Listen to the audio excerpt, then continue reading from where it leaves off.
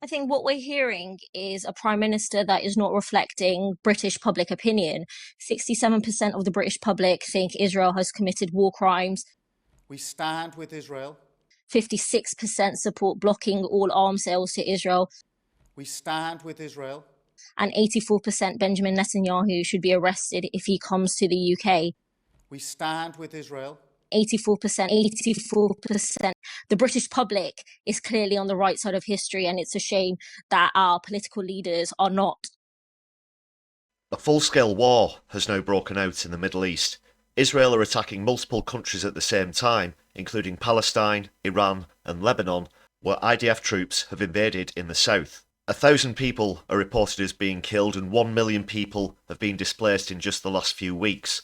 Calls for an immediate ceasefire have been unsurprisingly ignored by Benjamin Netanyahu, who seems to be chasing his maniacal 30-year dream of occupying the entire region. As independent MP Zara Sultana was pointing out there, the British public overwhelmingly condemn Israel for their actions over the last year, and while the lines are being drawn in the sand, Keir Starmer is oblivious to what citizens think. While he likes to constantly remind people of his background in law, he also ignores rulings by international bodies such as the ICC, the ICJ and the United Nations, who unequivocally state that Israel's actions are an illegal occupation and also a collective punishment.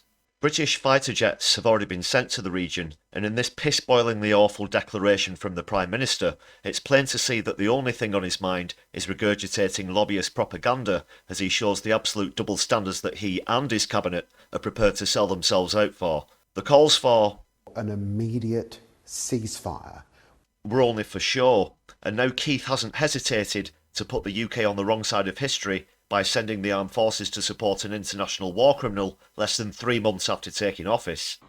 You gotta be f***ing kidding. Let's see what's happening. Good evening.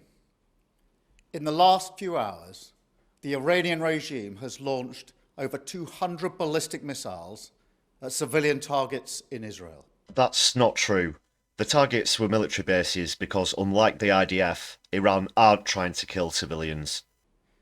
It's too soon to assess the impact fully, but I utterly condemn this attempt by the Iranian regime to harm innocent Israelis, to escalate this incredibly dangerous situation and push the region ever closer to the brink. No mention of Israel's illegal occupation, invasion and attacking 5 countries at the same time, as well as historically instigating these conflicts, Keith. No? It cannot be tolerated. We stand with Israel and we recognise her right to self-defence in the face of this aggression. Surely the former Director of Public Prosecutions knows that a country's right to defend itself is revoked if occupying another state illegally. He knows that, but he's paid to ignore it without mentioning a word of what Israel has done. Iran must stop these attacks, together with its proxies like Hezbollah. Iran has menaced the Middle East for far too long. Chaos and destruction brought not just to Israel, but to the people they live amongst in Lebanon and beyond. Iran didn't start this, Keith. They are the ones actually defending themselves. Make no mistake, Britain stands full square against such violence. We support Israel's reasonable demand for the security of its people. Not a word about the plight of the Palestinians or the security of their people, though.